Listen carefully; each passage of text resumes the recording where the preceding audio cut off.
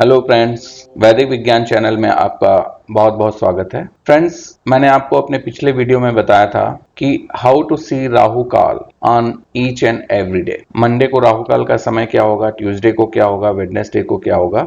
हमने एक पीरियड आपको बताया था कि मंडे को इस पीरियड में ही राहु काल फॉल करता है, और आपको ये भी बताया था कि प्लेस के अकॉर्डिंग उसमें 5-10 मिनट का डिफरेंस हो सकता है, क्योंकि हर एक प्लेस पे सनराइज और सनसेट का टाइम डिफर करता है। जब मैंने आपको वो पीरियड बताया तो उस वक्त आपने जब वो वीडियो देखा होगा तो आपके माइंड में जरूर एक क्वेश्चन आया होगा कि मंडे को राहु काल सुबह 7:30 बजे से 9 बजे तक होता है, तो ट्यूसडे को वो दोपहर में क्यों होता है, संडे को इवनिंग में क्यों फॉल करता है, ऐसा क्यों होता है, कैसे इसकी कैलकुलेशन हम करेंगे।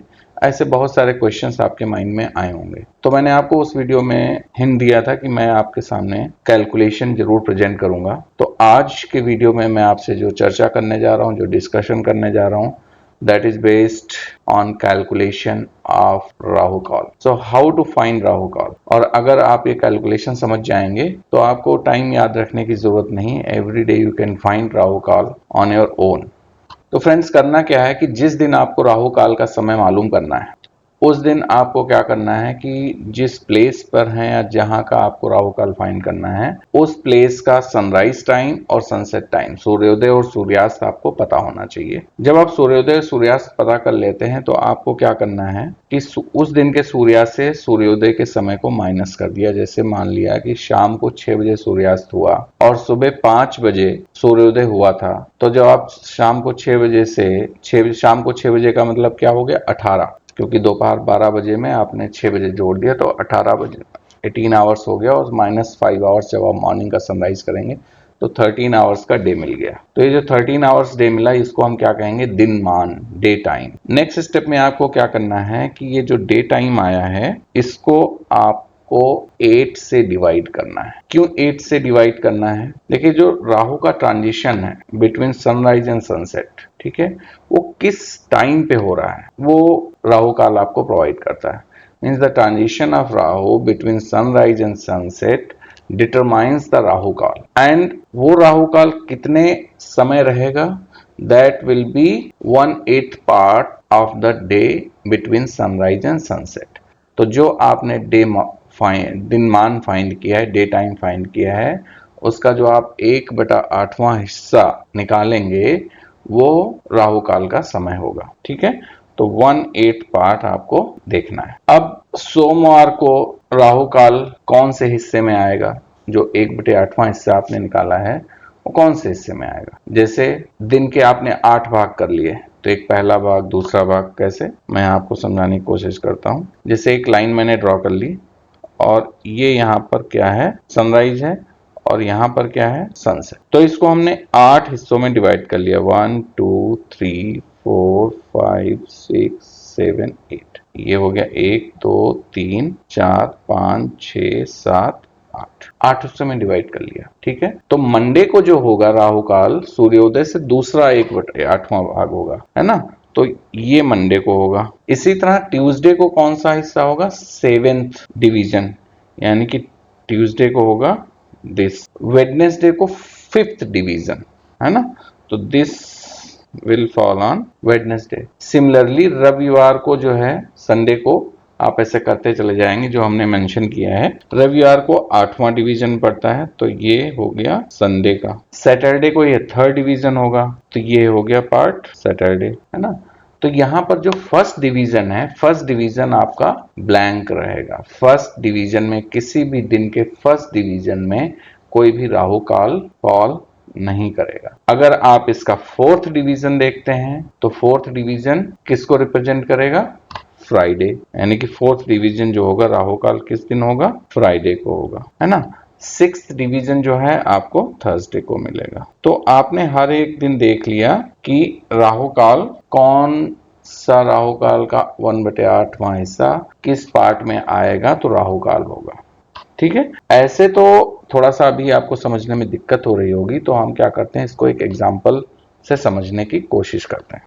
जैसे मैंने यहां पर एक एग्जाम्पल लिया कि 24 जुलाई को, ये हमने डेट ली 24 जुलाई 2024, उस दिन कौन सा 24 जुलाई को दिन था? वेडनेसडे। और हमने प्लेस क्या लिया है? दिल्ली। This is place. तो दिल्ली में 24 जुलाई को हमें कैलकुलेट करना है कि राहु काल किस दिन होगा। तो हमने पंचांग में देख लिया कि जो सूर्योदय का समय है सनराइज वो 5:38 है, दिस वन। और ये सनसेट टाइम है 19:17। तो हमने क्या किया, सनसेट से जो सनसेट टाइम है 19:17 उससे सनराइज को हमने माइनस कर दिया। तो सनराइज आया 5:38। जब इसको आप माइनस करेंगे तो यहाँ पर कितना आएगा? अब देखिए 17 में 38 कैसे माइनस करेंगे? तो 19 आवर से जब एक बोरो करेंगे तो एक आवर में कितने मिनट्स होते हैं? 60। तो 60 और इन बिटवीन जो मिनट है वहाँ 17, तो 60 17 कितने हो जाएंगे? 77 मिनट्स। और आप उसमें जब 38 मिनट को माइनस करेंगे तो यहाँ 39 आ जाएगा। और 19 में से आपने एक आवर बोरो कर लिया था तो कितना आया? 18। 18 माइनस 5 इज 13। तो ये आप देखिए कि यहाँ पर जो दिनमान है वो 13 आवर 39 मिनट्स का आ गया। अब हमने क्या कहा कि उस जो दिनमान आया है उसका आप 1/8 पोर्शन निकाल लीजिए। और ये जितना भी कैलकुलेशन आवर्स मिनट सेकंड में है, these are hours minute and second. तो हमने क्या किया कि जब 13 आवर्स 39 मिनट को 8 से डिवाइड किया तो हमें क्या मिल गया? 1 आवर 42 मिनट 23 सेकंड। आप डिवाइड करके देख सकते हैं, ठीक है। अगर आपको डिवीजन समझ में नहीं आया तो आप मुझे मैसेज कर सकते हैं, मैं आपको क्लेरिफाई कर दूंगा। अब फॉर एग्जांपल हमें देखना था 24 जुलाई को, तो उसके हमने सनराइज सनसेट टाइम ले लिया, दिनमान फाइंड कर लिया और दिनमान का 1/8 पार्ट निकाल लिया। अब वेडनेसडे को राहु काल फॉल करता है 5th पीरियड में, यानी कि यहां से जो पोर्शन, सपोज ये 5th पोर्शन है, तो यहां पर राहु काल वेडनेसडे को फॉल करता है। तो this is the starting time and this is ending time. तो स्टार्टिंग टाइम किसका है? Ending portion of 4th division. और एंडिंग टाइम किसका है? एंडिंग 5th का। तो इसलिए हमने क्या किया कि यहां पर सनराइज, जब स्टार्टिंग टाइम ऑफ राहु काल फाइंड करेंगे तो सनराइज में दिनमान डिवाइड बाई 8 को हमने किससे मल्टीप्लाई किया है? 4 से मल्टीप्लाई किया है। यहाँ पर देखिए आप, हमने 4 से मल्टीप्लाई किया। दिनमान डिवाइडेड बाई 8 मींस 1 घंटा 42 मिनट 23 सेकंड को 4 से मल्टीप्लाई किया है, क्योंकि 4 डिवीजन तो यहाँ पर पास हो चुके हैं। यहाँ पर 4 डिवीजन पास हो चुके हैं और 5th स्टार्ट हो रहा है, ठीक है।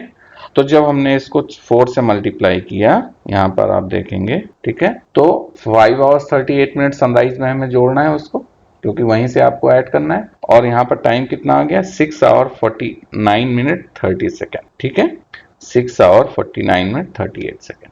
जब इसको आप सम करेंगे तो ये आ गया 12:27 मिनट 30 सेकेंड, यानी कि दोपहर के 12:27 मिनट 30 सेकेंड है। तो इसको हम क्या करते हैं? PM मेंशन करते हैं। तो जो स्टार्टिंग टाइम ऑफ राहु काल है उस दिन क्या आएगा? 12:27 मिनट से शुरू होगा दोपहर के। और एंडिंग टाइम कब निकलेगा? जब 5th पार्ट वेडनेसडे वाला जो है वो कंप्लीट हो जाएगा।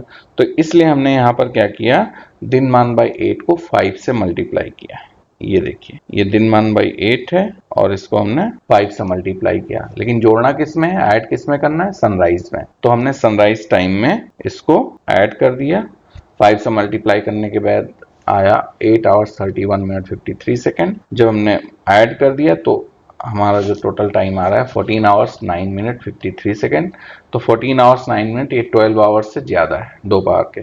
तो इसलिए आप इसको चाहे 14 आवर्स 9 मिनट 53 सेकेंड लिखें, चाहे इसको 2:09 मिनट 53 सेकेंड लिखें। कहने का मतलब है कि आप इसमें -12 आवर सब्ट्रैक्ट कर देंगे, तो यहाँ पर आपको मिल जाएगा 2 आवर 9 मिनट 53 सेकेंड। तो हमने जो राहु काल का यहाँ पर पीरियड फाइंड किया है वो पीरियड कौन सा आ गया? वो पीरियड आ गया वेडनेसडे को। राहु काल का पीरियड है हमारा 12:27 मिनट 30 सेकेंड। मैं इसको, ये राहु काल का पीरियड आ गया आपका वेडनेसडे का। तो सिमिलरली अगर आप किसी और दिन का भी फाइंड करना चाहते हैं तो आप इसमें इजिली फाइंड आउट कर सकते हैं। मैं एक बार यहाँ पर और आपको समझा दूं कि जो हमने यहाँ पर ये दूसरा, 7वां, 5वां, छठा, चौथा, तीसरा और 8वां हर एक दिन रख रखा है, ये वो पीरियड है। जैसे हमने चौथा कहा, फ्राइडे को चौथा है, तो this is the 4th period.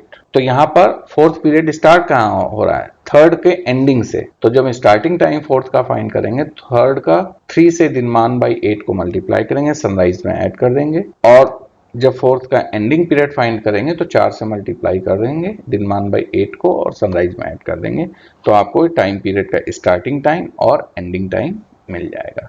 ये आपको ध्यान रखना है। तो फ्रेंड्स, आई होप कि आपको राहु काल की कैलकुलेशन अच्छे से समझ में आ गई होगी। नेक्स्ट वीडियो में मैं एक नई जानकारी के साथ आपके समक्ष प्रस्तुत होऊंगा। तब तक के लिए बहुत बहुत धन्यवाद।